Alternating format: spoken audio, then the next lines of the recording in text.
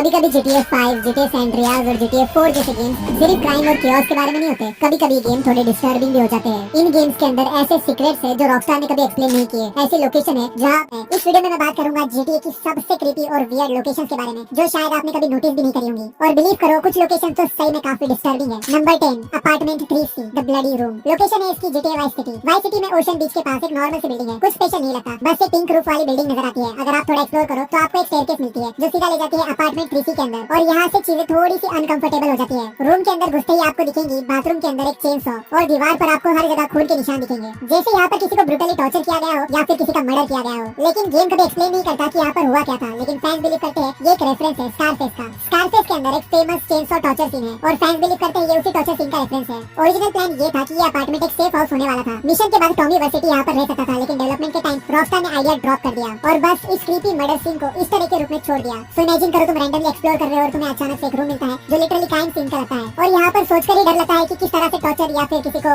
Wasted किया गया होगा। नंबर 9, माउंट गॉर्डो का घोस्ट। इसकी लोकेशन है GTA 5। लॉस सैंटोस के नॉर्थ साइड पर एक माउंटेन है, माउंट गॉर्डो। दिन के टाइम पर ये जगह बिल्कुल नॉर्मल लगती है। यहाँ पर बहुत सारे ट्रीज है, बड़े बड़े माउंटेन है, और ये काफी शांत जगह लगती है। लेकिन अगर आप 11 PM से मिडनाइट के बीच में यहाँ पर आ जाते हो तो कुछ अजीब चीजें दिखती है। माउंटेन के टॉप पर एक घोस्टली फिगर खड़ी होती है। अगर आप उसके पास जाने की कोशिश करो तो घोस्ट इंस्टेंटली डिसअपीयर हो जाती है। लेकिन अगर आप स्नाइपर के स्कोप से देखो तो ग्राउंड पर एक और डिस्टर्बिंग चीज दिखेगी। रॉक के ऊपर ब्लड से एक नाम लिखा होता है, जॉक। ये रेफरेंस है GTA के कैरेक्टर जॉक रैनली से। लोअर के अकॉर्डिंग उसने अपनी वाइफ को माउंटेन से पुश कर दिया था, और अब उसी वाइफ की रेस्टलेस आत्मा रात भर यहाँ पर भटकती है। वैसे रॉकस्टार ने तो इस चीज को कभी कंफर्म नहीं किया, लेकिन घोस्ट अभी भी यहाँ पर एग्जिस्ट करते हैं। Number 8, El Castillo del Diablo Musgrave. इसकी लोकेशन है हमारा OG CJ का घर GTA San Andreas। County desert के बीच में एक जगह है जिसका नाम ही काफी क्रीपी है, El Castillo del Diablo. Spanish में इसका मतलब होता है द डेविल्स कैसल। यहाँ नजदीक एक घोस्ट टाउन भी है जिसका नाम है लास ब्रुजास। और अगर आप स्पेनिश जानते हो, जो कि आप नहीं जानते, तो अगर आप जानते हो तो आप एक चीज समझ जाओगे कि लास ब्रुजास का मतलब होता है the witches.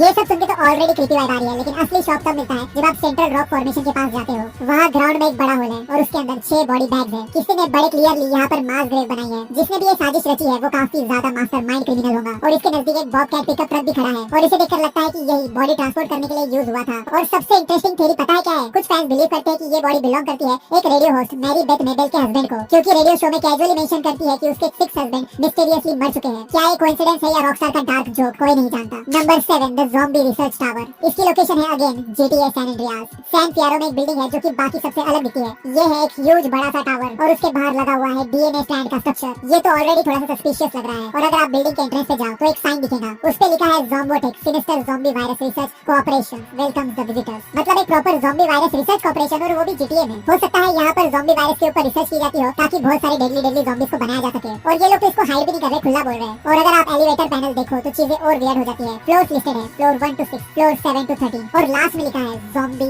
Lab only. Rockstar ने कभी इस बिल्डिंग को गेमप्ले में यूज नहीं किया, कोई भी मिशन में नहीं, ना ही कोई स्टोरी में इसको मेंशन किया। ये बस एक रैंडम बिल्डिंग है जो अपैरेंटली ज़ॉम्बी एक्सपेरिमेंट्स कर रही है। और मुझे तो ये क्लियरली पैरोडी लगती है अम्ब्रेला कॉर्पोरेशन की। अगर तुमने रेसिडेंट एविल गेम खेला हो तो तुम्हें अम्ब्रेला कॉर्पोरेशन के बारे में तो जरूर पता होगा। हाँ, वही इविल कॉर्पोरेशन जो ज़ॉम्बीज वगैरह बनाती है, ये उसी का रेफरेंस है शायद। लेकिन अगर आप गेम के बीच में रैंडमली ऐसे सीक्रेट देखते हो तो ये थोड़ा फनी और डिस्टर्बिंग दोनों लगता है। Number 6, the creepy internet killer. इसकी लोकेशन है GTA 4। लिबर्टी सिटी में एक ऐसी चीज है जो कि रियल लाइफ की तरह ही डेंजरस है, और ये चीज है इंटरनेट। अगर आप GTA 4 के इन गेम इंटरनेट को एक्सप्लोर करो तो आपको कुछ डिस्टर्बिंग ब्लॉग पोस्ट मिलते हैं। ये पोस्ट एक इंसान के बारे में है जिसका नाम है एडी लो। ये एक सीरियल किलर है। ये serial killer specifically night joggers को टारगेट करता है, और क्रीपी बात तो ये है कि ये बंदा एक्चुअली में गेम में एग्जिस्ट करता है। अगर आप एक स्पेसिफिक मिशन के बाद ऐसे ही घूमोगे तो एडी रो रैंडम एनकाउंटर के रूप में मिल सकता है। और इसकी बातें सुनकर बिल्कुल क्लियर हो जाता है कि इस बंदे के दिमाग में कुछ तो बहुत गलत चल रहा है। थैंकफुली सेकंड एनकाउंटर के एंड में प्लेयर उसे खत्म कर देता है, लेकिन ट्विस्ट यहाँ खत्म नहीं होता। और असली ट्विस्ट तो ये है कि उसका ब्लॉग उसकी डेथ के बाद भी अपडेट होता रहता है। मतलब या तो उसने फ्यूचर को शेड्यूल कर दिए थे, या फिर रॉकस्टार बस प्लेयर को डिस्टर्ब करना चाहता है। Number 5, the abandoned mine secret. इसकी लोकेशन है GTA 5। लॉस सैंटोस के ग्रेट चैपराल एरिया में एक जगह है जिसे प्लेयर ज्यादातर इग्नोर कर देते हैं। ये चीज है एक abandoned mine shaft. Original game में एंट्रेंस कंप्लीटली ब्लॉक था।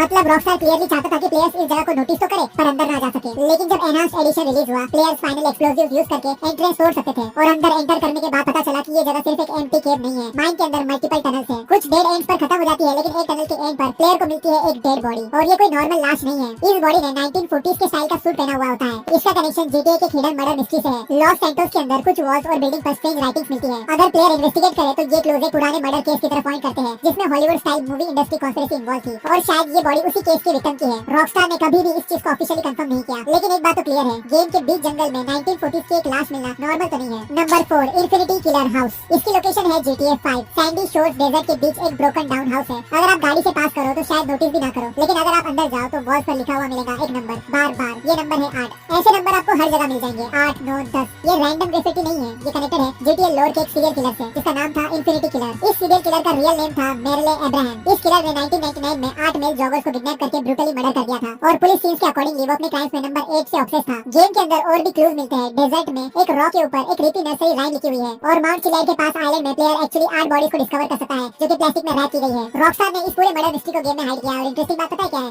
इसे सॉल्व करने पर प्लेयर को कोई भी रिवॉर्ड नहीं मिलता। Number 3, Mount Chiliad UFO mystery. इसकी लोकेशन है GTA 5। अगर GTA 5 की कोई सबसे फेमस मिस्ट्री है तो वो है माउंट चिलियर की। सो बेसिकली गेम के हाईएस्ट माउंटेन पर एक केबल कार स्टेशन है, और उसके अंदर एक स्ट्रेंज म्यूरल बना हुआ है। इस ड्राइंग में माउंटेन्स, सिंबल्स और एक यूएफओ शिप भी दिखाई देता है। नियर बाय ऑब्जर्वेशन डे पर एक और हिडन मैसेज मिलता है। यहाँ पे वुडन फ्लोर पर लिखा हुआ है come back when your story is complete. ये बेसिकली प्लेयर को चैलेंज करते हैं गेम कंप्लीट करने के लिए, और इसका मतलब समझ आता है जब प्लेयर 100% गेम कंप्लीशन अचीव करता है। जब सब मिशंस कंप्लीट हो जाते हैं और प्लेयर स्टॉर्मी वेदर में 3 बजे माउंट चिलियर पर वापस आता है, तब स्काई में सडनली एक ग्लोइंग यूएफओ अपीयर होता है, और ये चीज GTA हिस्ट्री की सबसे आइकॉनिक ईस्टर एग्स में से एक बन गया है। लेकिन मिस्ट्री यहाँ पर खत्म नहीं होती, क्योंकि GTA 5 में actually multiple UFO sightings exist करती है। मतलब रॉकस्टार क्लियरली हिंट कर रहा है एलियंस GTA यूनिवर्स में एग्जिस्ट करते हैं। Number 2, रोमेरो cannibal business. इसकी लोकेशन है GTA vice city. Vice city में एक नॉर्मल से दिखने वाली अपार्टमेंट बिल्डिंग है, जिसका नाम है रोमेरो अपार्टमेंट। बाहर से ये अपार्टमेंट एकदम नॉर्मल लगता है, यहाँ पर होता ही क्या होगा। लेकिन अगर आप इस अपार्टमेंट के पीछे बाजू जाओ तो आपको बहुत अजीब चीज देखने के लिए मिलती है। यहाँ पर कुछ ग्रेव्स खुली हुई मिलती है, और उनमें से एक ग्रेव में एक स्केलेटन पड़ा होता है। लेकिन क्रीपी बात तो यहाँ पर ये है कि उस स्केलेटन का एक हाथ मिसिंग है। लेकिन स्टोरी यही खत्म नहीं होती। यहाँ पर पास ही एक बुचर की दुकान है, जिसका नाम है कार्निफेरो रोमेरो।